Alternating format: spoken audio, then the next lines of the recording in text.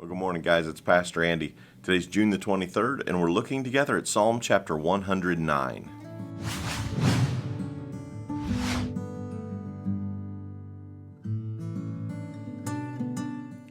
When we look at Psalm 109, it's not the normal psalm that we think of about praising God and all of the things that's going on. In fact, it can look a little bit dark when we read it and can make us stop and think, well, wow, how could a Christian ever act or talk or think like that?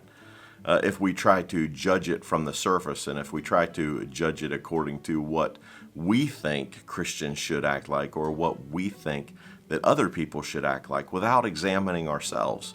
So when you look at this chapter, you see David is being attacked again big time, and it could have been from Saul. This is probably written before David is king because no one would have treated him this way when he was the king. But David goes through here and he has three requests to God when dealing with these attacks.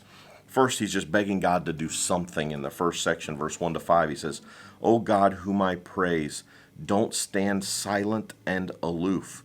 God was silent at this time. God was allowing these things to happen, but David's enemies were very vocal. And while David's enemies were attacking him, instead of David retaliating, what David did was David prayed. And that's a great lesson for all of us. When we are attacked, instead of responding, we should be praying, because God can defend us better than anybody else can. He goes down through this next section here, down into verse 20, and he's talking about asking God to judge the enemy. And there's some pretty serious stuff in here. I mean, he's asking God to curse them and their family and to not bless them, to withhold all these things. And it's pretty serious. He's asking God to turn everything that they're saying against him back on their own heads. And then down from verse 21 down to the end, David is asking for God for help. He's saying, Lord, help me.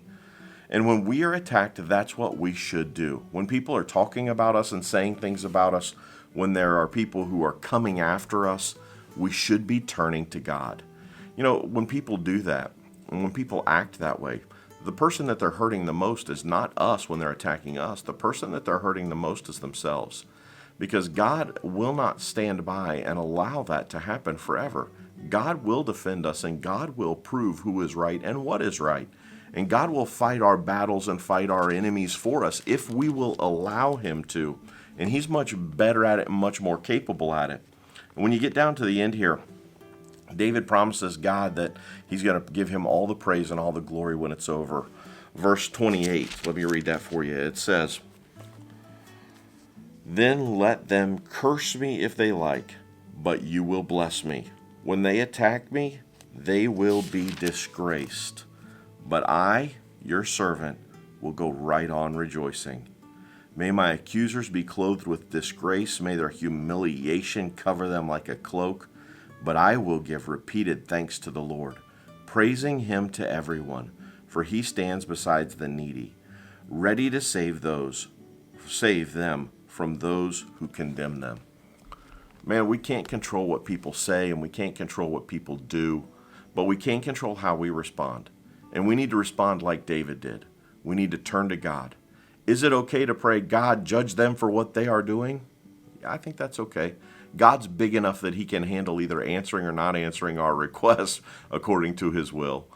But it's okay for us to talk to God like that, praying and pouring our heart out to him. God wants us to just pour our heart out. I mean, when we're struggling and we're hurting, we talk out of those wounds sometimes.